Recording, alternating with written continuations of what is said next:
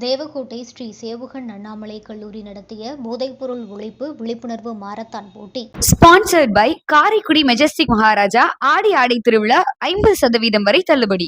சிவகங்கை மாவட்டம் தேவகோட்டை ஸ்ரீ சேவுகன் அண்ணாமலை கல்லூரியின் நாட்டு நலப்பணி திட்டம் மற்றும் உடற்கல்வித்துறை இணைந்து நடத்திய போதைப்பொருள் ஒழிப்பு விழிப்புணர்வு மாரத்தான் போட்டியை கல்லூரியின் முதல்வர் பேராசிரியர் நாவுக்கரசு துவக்கி வைத்தார். மாரத்தான் போட்டியானது அமராவதி பிரிவிலிருந்து தேவகோட்டை தியாகிகள் பூங்கா வரை நடைபெற்றது.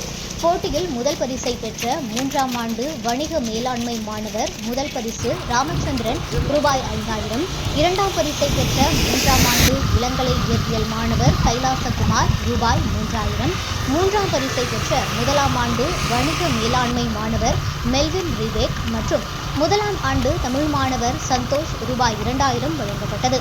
போட்டியின் இறுதியில் அனைத்து மாணவர்களும் போதைப்பொருள் ஒழிப்பு உறுதிமொழி ஏற்றுக்கொண்டனர்.